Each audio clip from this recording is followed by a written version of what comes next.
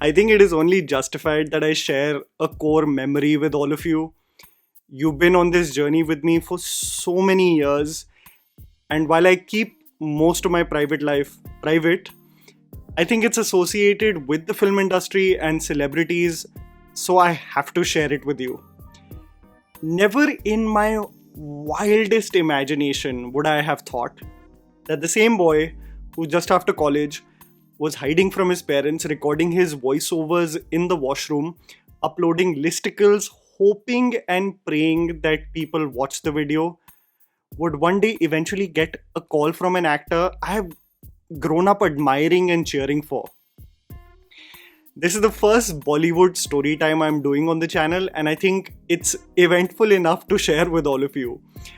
I still can't believe that this happened, so I'm going to give you a play by play of how it all went down. I still can't believe that I was on the phone with Shah Rukh Khan.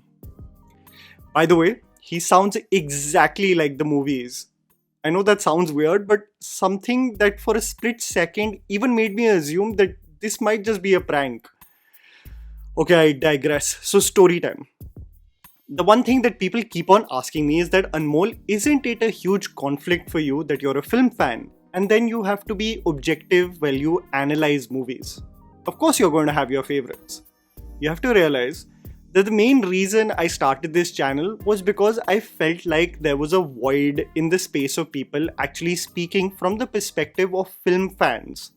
While most journalists that have been a part of the establishment for more than 2 decades were the face of film journalism, the pre-social media era essentially made legacy media the gatekeepers of who could essentially talk to the audience. But with the avenues opening up through social media, specifically YouTube, I wondered, wouldn't it be cool if I could just, as a film fan, share my thoughts about movies week in and week out?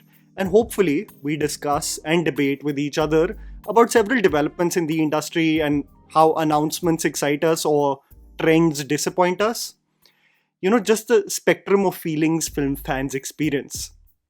With God's grace, I share this space with all of you where we try to have civil discussions about movies. I say try because certain weeks get really intense, but I'm grateful that we are mostly respectful of each other even when we disagree. What's always remained consistent with this channel, and I want to keep it that way, is that I hold this relationship, the relationship I share between you and me, paramount over my growing proximity or relationships that I'm developing within the film industry. Because I have learned most people, and I say most, not all, are only concerned about marketing their titles through this channel and couldn't care less about me, okay? And that's fine. But what I can't deny is that when I do sit across someone like Kareena Kapoor or Madhuri Dixit, I do have to do a double take and think to myself, is this really happening? So being starstruck is natural for someone who admires and loves films. Can you imagine the nervous mess I'll be if I interact with Hrithik Roshan ever? I'm sorry. I'm getting to the point. I have not shared this story with anyone other than my 3 or 4 friends in my core group and my family, of course, because I don't know, over a period of time, I've become a huge believer in Nazar and its impact. I know this might be full boomer talk, but the interaction is such an integral part of this journey that I think I should share it with all of you.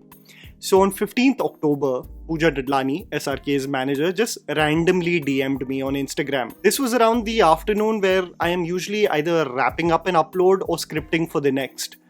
I did not think much of it, assuming that it might be an interview opportunity for one of the shows Red Chillies may be producing. That's what also comes with being a pessimist all your life, by the way. You wonder kya hi ho sakta hai. Anyway, so I read this message about 2 hours later and sent hope all is well. And she just said to share my number with her because we'll chat eventually on WhatsApp.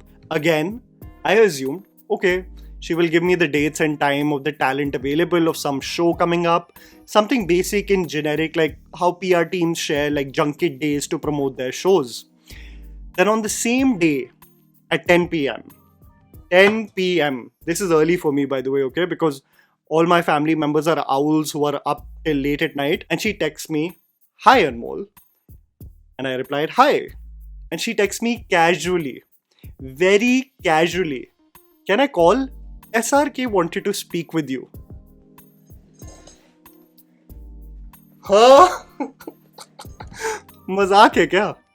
I literally started pacing back and forth in the room, wondering if this can't be true. This is not really happening. And in typical Anmol style, because I want to act all nonchalant while I'm internally combusting, I reply, sure thing. Sure thing. Who are you? What are you pretending to do? Sure thing कौन बोलता है? Anyway, my life is a constant tussle between being casual about big events while अंदर कुछ और ही चल रहा होता है. Anyway, then I get the call.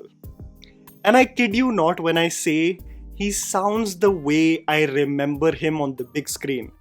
And it's this weird feeling of seeing someone for so many years play these iconic roles, and you hear that same voice and not one of the characters but the real person.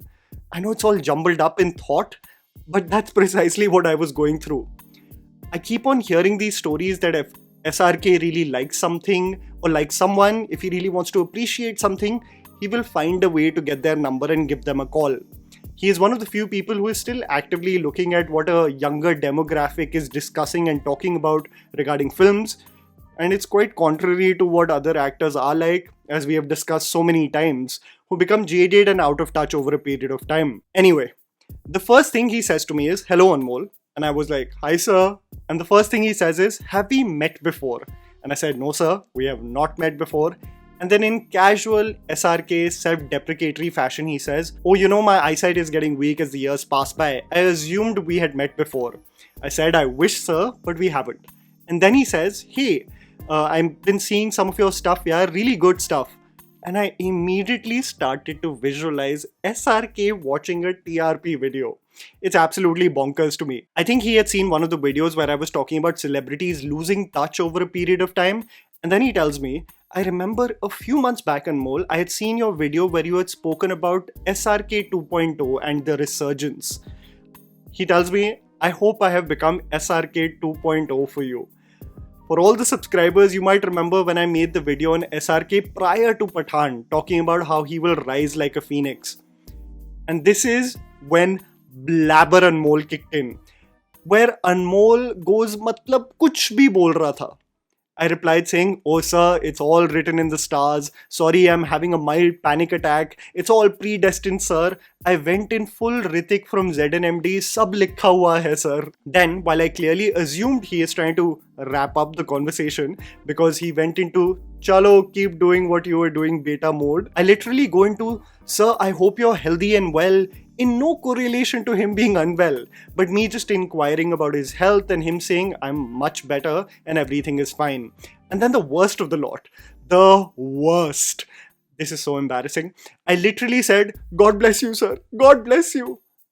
Anmol, what are you doing? Why are you telling SRK, "God bless you"?